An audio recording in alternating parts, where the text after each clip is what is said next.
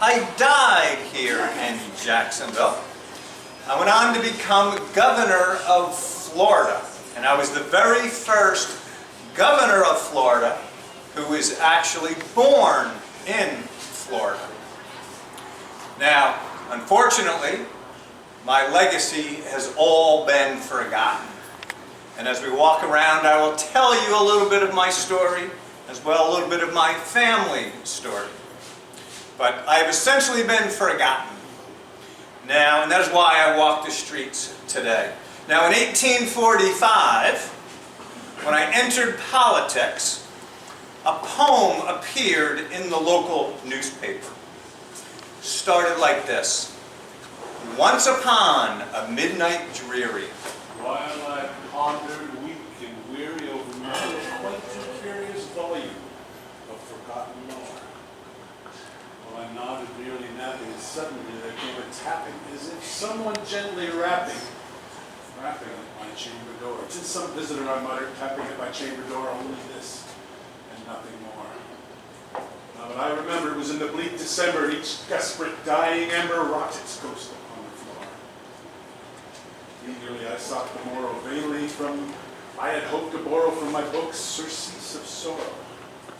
Sorrow for the lost Lenore, the rare and radiant maiden whom the ages may ignore, who shall be nameless nevermore. Edgar Allan Poe himself, the Raven. Follow me this way. My story is about the second story of the building right here on the corner. That's where Cook's Cabinet Shop was. In 1923, Dr. Ralph Green was basically hired by the state of Florida to devise this particular instrument. Well, he decided he wouldn't tell anybody about it because he needed some help creating this particular instrument. So the first thing he needed was a carpenter, basically, to build him a chair. And he contacted Mr. Cook up there on the second floor. And Mr. Cook had worked with Dr. Green before, and Dr. Green had worked with him before to create different furniture pieces for a hospital at one time. So it wasn't that much of a difference to Mr. Cook, but this particular chair that he was building had very odd dimensions to it. Very wide seat, a very tall back to it. And the legs was two big thick legs in the back and one big giant thick leg in the front with a footrest. Well, Mr. Cook had built that chair for Dr. Green, and then Dr. Green took it on up to his house up in Springfield, just to the north here. And he finished it off, putting the necessary straps onto it and the electrodes. And what he had made was Old Sparky, Florida's first and only electric chair that was used for 75 years electrocuting people. Right there? Well, Mr. Cook had no idea what he had contributed to. So every time somebody was electrocuted, he felt it. He felt it. And he ended up going insane. And he died in an insane asylum. So it's his figure, John Cook, that we see up on the second floor today at night. Follow me this way. Very horrific day in Jacksonville's history. It was May 3rd, 1901, when a fire starts at the Cleveland Fiber Factory. Used to process the Spanish moss back in the day, stuff upholstery with it. Well, it's a dry, windy day in Jacksonville when the outside drying rack caught fire and the fire jumps to the factory itself and the roof collapses on that factory and all the hot embers blow up into the air. The fire started to the west and the wind was blowing to the east. And right in the corner where we just cut through was where the Mohawk building was. It was a brand new building, it was fireproof. And when that fire broke out, people thought they would be safe in the new Mohawk building. So many people gathered inside the Mohawk building. But then the wind changed direction and it blew this way to the south. And those people in that Mohawk building were cut off. There was only one way for them to escape. It was to come this way to the south, down Market Street, down here to the Market Street Pier. So they came down here to the pier and the flames followed them down here. So they were screaming for help. There was a boat that came. Arthur Cummer had a yacht, rescued people, but could not rescue everyone. So the screams were going on for people looking to be rescued. People drowned here right at this very spot. And that's why this monument is here today, because this is where most of the people died during the Great Fire of 1901. And it's late at night. You can still hear screams coming off of the river. This way. Jacksonville has suffered through several epidemics. Yellow fever epidemics. And on this particular day in 1854 was the start of the scarlet fever epidemic. You see, Mrs. Turknett used to watch a young girl named Allie Dell. Dr. Dell put Mrs. Turknett in charge of his only daughter. Mrs. Turknett took very good care of Allie, and they would play down here back in the day because there was sand dunes over here. Well, on this one particular day, Allie got a little bit too close to the sailors that had come in, and she caught the fever. She had caught the scarlet fever. Well, Mrs. Turknett, she was beside herself, as you can imagine. It was her job to protect young Allie. So she did her best to nurse Allie, holding her day and night, but Allie did succumb to the fever. Mrs. Turknett had gone home and she had taken her clothes and hung them up in her closet. Well, a month later, she put those same clothes back on, and in her house, with her 5 boys, they all caught the fever and they all died within an 8-day period. All the Turknett boys all died. Now, when this tour is finished with the walking tour, if anybody wants to go with me to see the Turknett graves and any others, up at the 1852 cemetery, that's a mile from here, you're welcome to join me up there as well. I'll give you the address.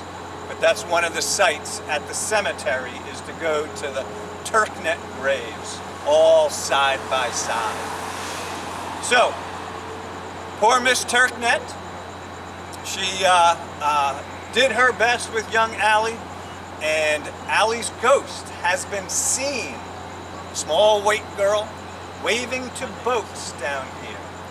But anytime you saw Allie, if you look in the distance right behind her, you saw another dark shadow, Mrs. Turknett.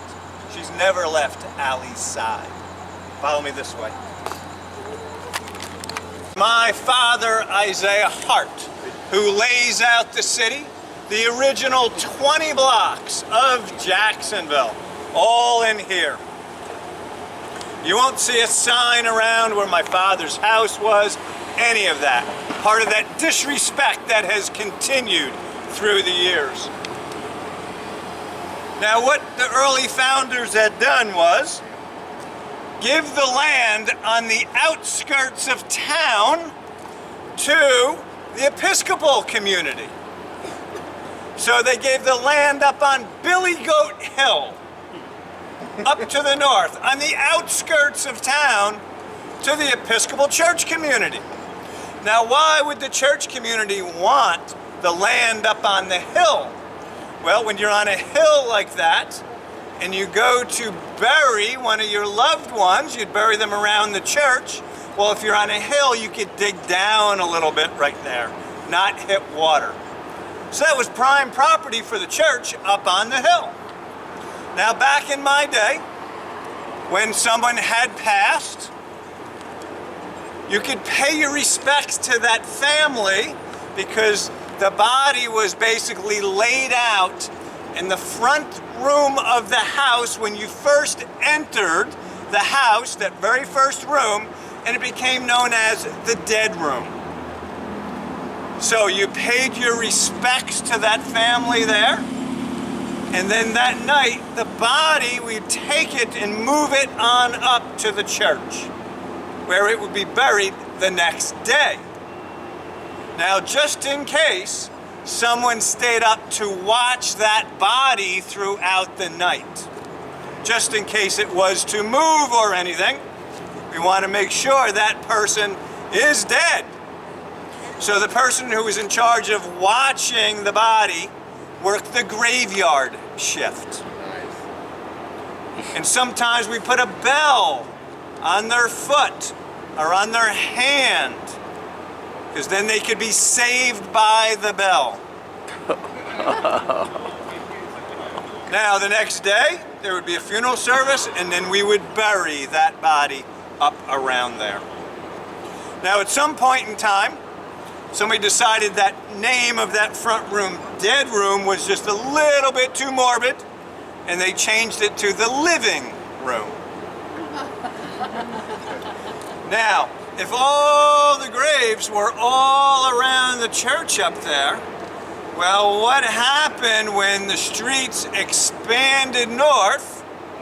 Well, now those horses and carriages are going over top of those stones, those gravestones. So it was time then for the very first public cemetery in Jacksonville. So in 1852, we started the city cemetery. Today we call it Old City Cemetery. So, 1852, we start City Cemetery, and we take those headstones around the church, and we move them over to Old City Cemetery. But we didn't move the bodies. So the bodies are still up there. There's a poltergeist going on up there. If anybody knows, on the west or the east side of the church, there's townhomes right there, built over top of the graveyard right there. Yeah, real nice. They didn't tell them. This way. Is our Florida Theater building. Always listed as one of the top haunted places in Jacksonville. This is where the old jail was on this location. Then this building got built in the 1920s. Has anyone ever been inside and sat in one of the ghost seats? Because there are known ghost seats here. So there are several known ghosts in here inside this building. One is Mr. Joseph Hilton. And his room that he likes to be in and doesn't want anyone to disrespect it or anything is the projection room. See, he was the original projectionist. And when this was built in the silent movie days, he saw this right into the talkies before he died, and then he just decided to stay around. Now there was a little girl who fell from the balcony. Her name was Susie. She is one of the local ghosts who just remains, as well as her mom Goldie is always close by. But not that long ago, they had refurbished this theater, switched out all the seats, put in all new seats, except for the ghost seats. They kept the ghost seats back to the original seats just the way they were. So you're welcome when you go in and you get tickets for a show or anything to request a ghost seat. And don't be surprised if you get taps on the shoulder and such, because you are sitting in one of the ghost seats. Follow me this way. So my father, Isaiah Hart, city founder, names a lot of the streets. Named a street after my sister Laura. That's why a couple of blocks from here there's Laura Street. I have another sister named Julia. So another street named after my sister Julia. Well, no street named after me, Ossian Hart. I spelled my name O-S-S-I-A-N. no street named after me. Look at the name of the street here.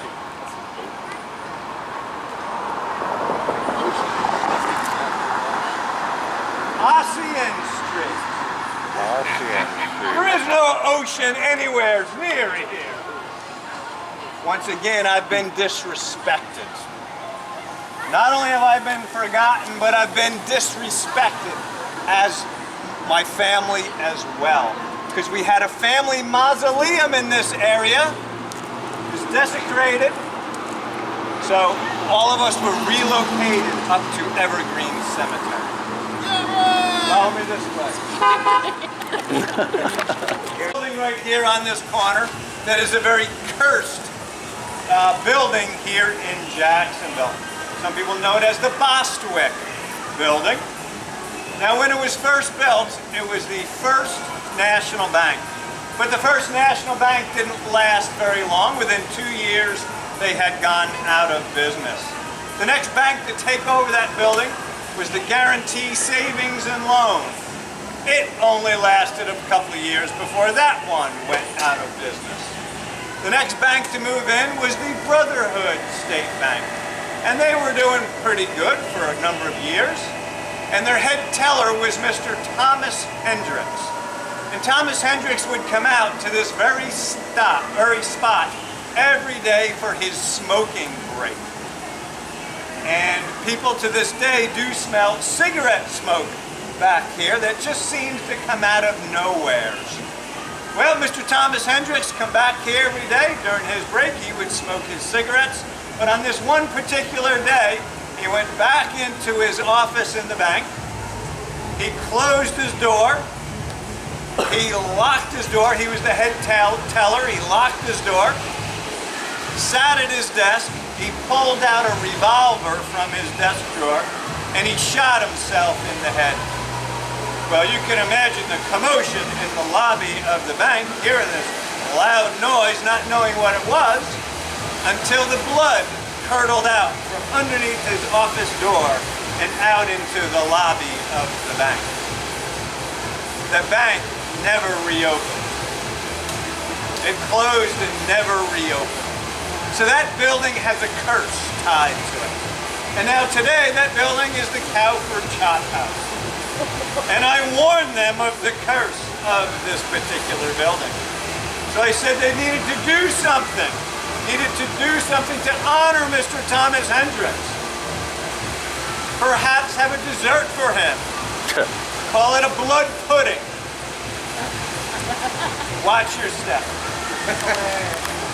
Lynch building here, built in the 1920s. It's a residential building today, and the people find it very odd that the elevators all have a mind of their own. See, when you go into the elevator and you press a button, it doesn't necessarily go to that floor that you press. It goes to whatever floor that ghost wants it to go to.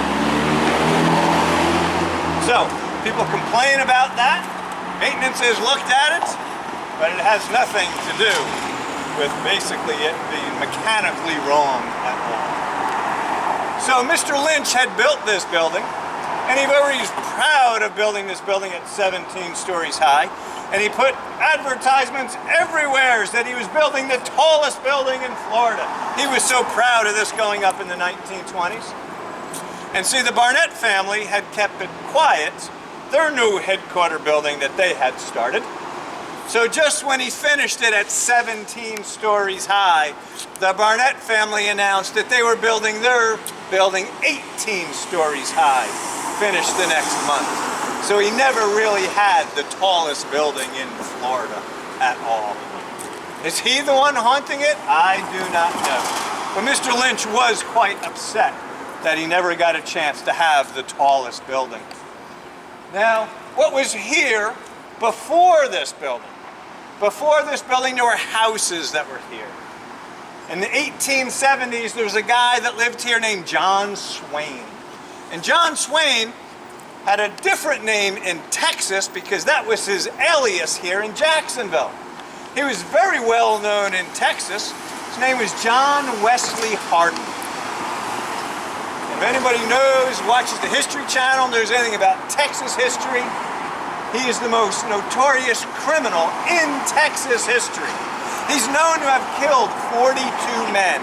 He was in 19 gunfights. Well, he left Texas to keep from being put in jail. He was kept being chased by the Pinkerton detectives. So he changed his name to John Swain, and he lived right where this building is. He lived right here in the 1870s. And you see, I looked him up in the city census, because it still survives. And it says, John Swain, his name. It lists the occupants in the house. His wife and his son were here as well. Puts his address right at this very spot, and then lists his occupation. He listed his occupation as butcher.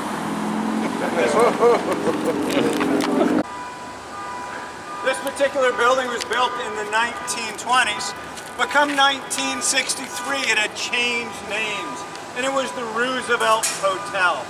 And it is where the most tragic event in Jacksonville's history took place, in the middle of the night. You see, it was Gator Bowl weekend, which is the most popular weekend in Jacksonville, 1963. Famous guests were even staying in the Roosevelt Hotel there. A basketball player named Norm Sloan was there. There was a lady named Donna Axion, who was the Miss America, who was staying in that hotel on that night. Well, in the middle of the night, a fire starts in the basement, the bottom of the hotel there. Now, it wasn't the type of fire where you saw lots of flames, but it was this mysterious fire that started. It was creating this suffocating black smoke. And see, it slowly in the middle of the night started billowing up. Now the people started smelling it on the second floor, but it was so thick and so suffocating they couldn't go down through the smoke. So they just went up higher. Trying to wake other people up, everyone just kept going higher and higher and higher till they got up to the rooftop. And see, the Navy was called, and the Navy came in with helicopters and rescued people from the rooftop. But see, not everyone made it out of their rooms. So, of course, the fire department came, onlookers came. This was a big deal in Jacksonville. You can imagine all the people coming around to see what they could do to help. But you see, the firemen, with their ladders, couldn't reach up to the upper floors. So what was happening was the people that was in that room, they were trying to stuff towels underneath their door to keep that smoke from coming in. But it still just came right in, that suffocating black smoke. So they opened up their windows to get fresh air. But see, that smoke just kept coming into the room, kept coming into the room. It was so suffocating that they would take bed sheets, tie it to furniture, and they were hanging out their windows. But they could only hold it for so long before they dropped to their death. Very, very horrific to watch all of these onlookers looking on that day and seeing people one by one drop from the bed sheets down onto the ground. 22 people died that night.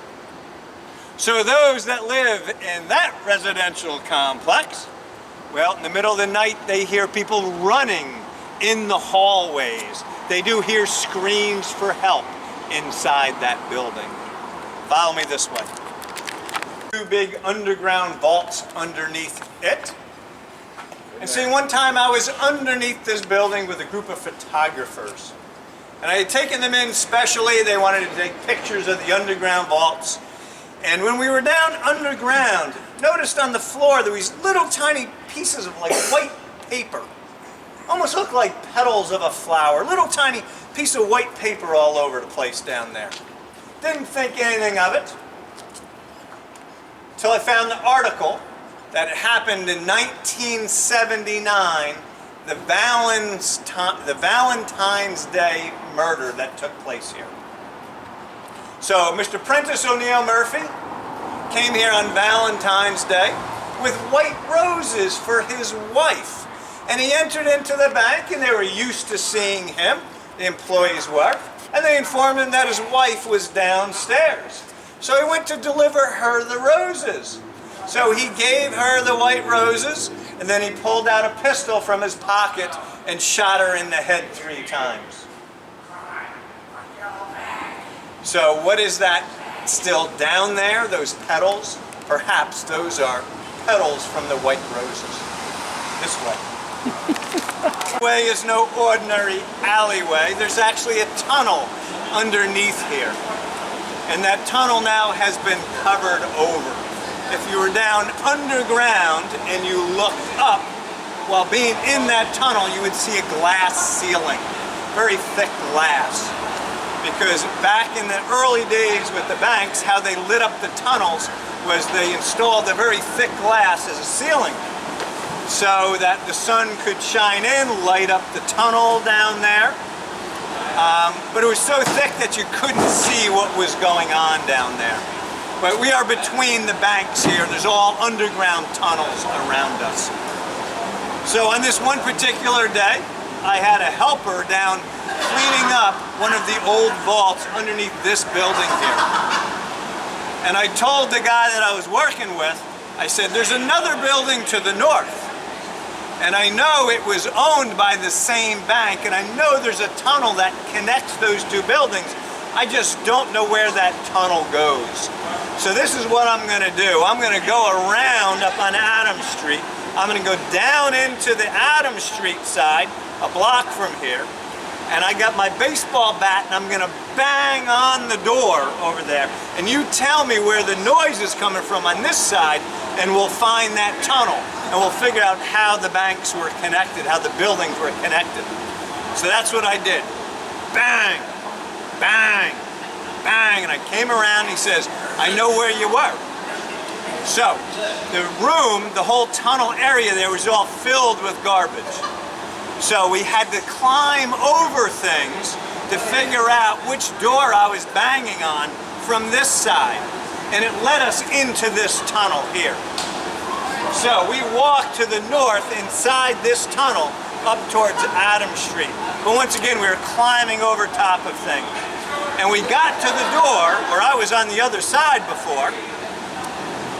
We saw a little makeshift shrine right there. There was a pocket watch, big giant pocket watch.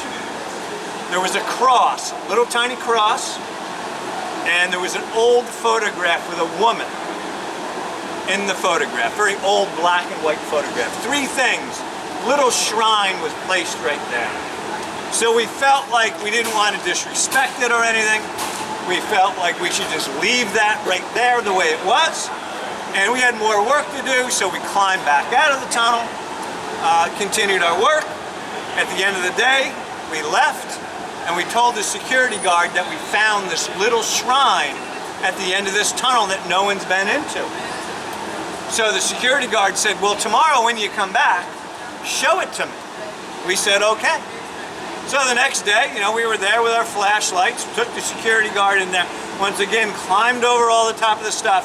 When we got to where the little shrine was, it wasn't there anymore. It was gone. This way. Things here. Of course, we had already talked about the Florida National Bank. The building to the left is the Florida Life Insurance Building. And notice what's up at the top of that building. See that little structure on the top of that high rise? Over there just to behind the bank building, a little bit to the left. That was a little penthouse for Mr. Bernard Burney. He had a restaurant on the corner where the Elks building is, the next corner going up, the brown stone building up there. That's where his restaurant was. And he was called the Man in Green. And every day was St. Patrick's Day in his restaurant. Everything was green. He was actually in a comic strip, one of those strips with in a newspaper with Ripley's Believe It or Not, because every day was St. Patrick's Day. Well, Bernie worked every single day. Worked every single day of his life in that restaurant.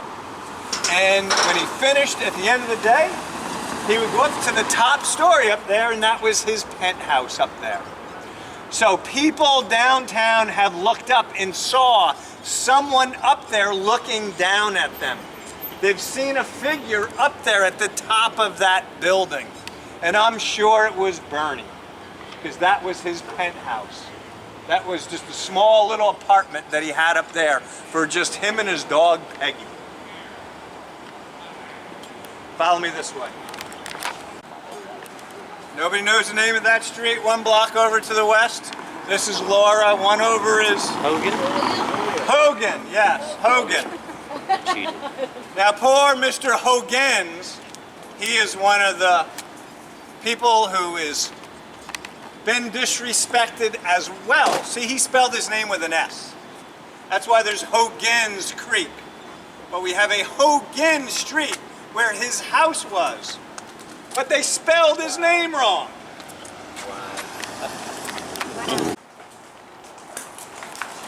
Perhaps the most bizarre story I'm going to tell tonight. It's about the third floor of this building. This building is called the Drew Building. And as a historian, I study the history of Jacksonville. And the Drew family is one of the oldest families in Jacksonville.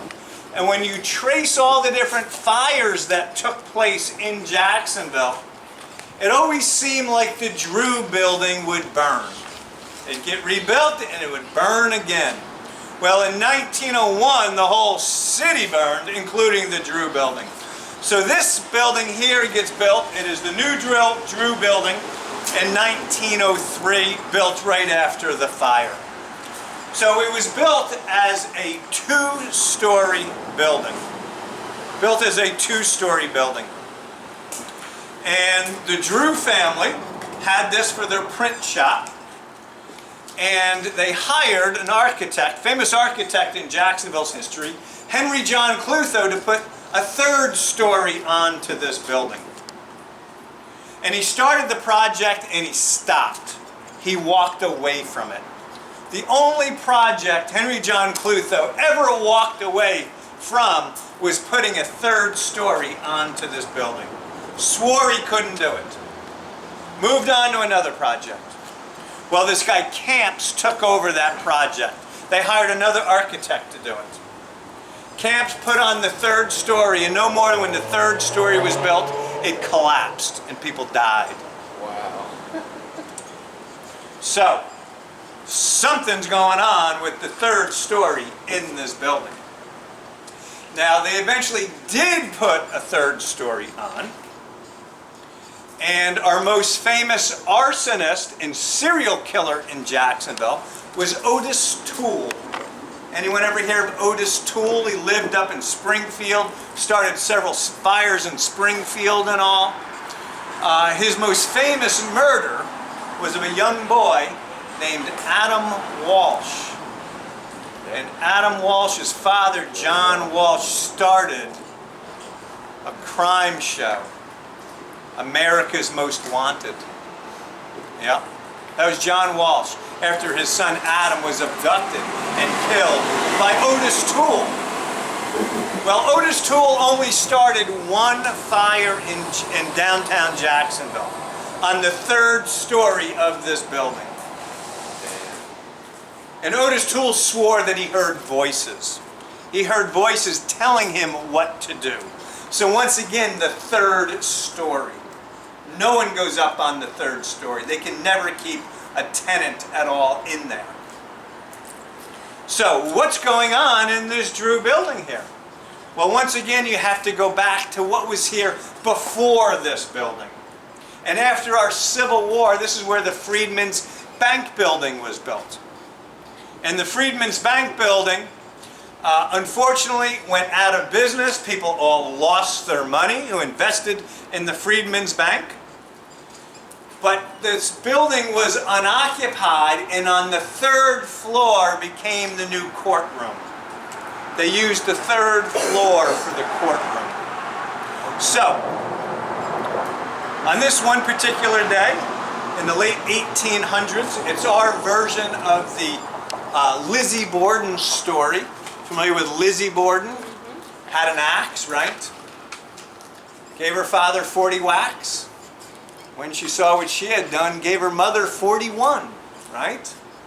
Well, we had an axe murder that was the most sensational murder of its day in Jacksonville.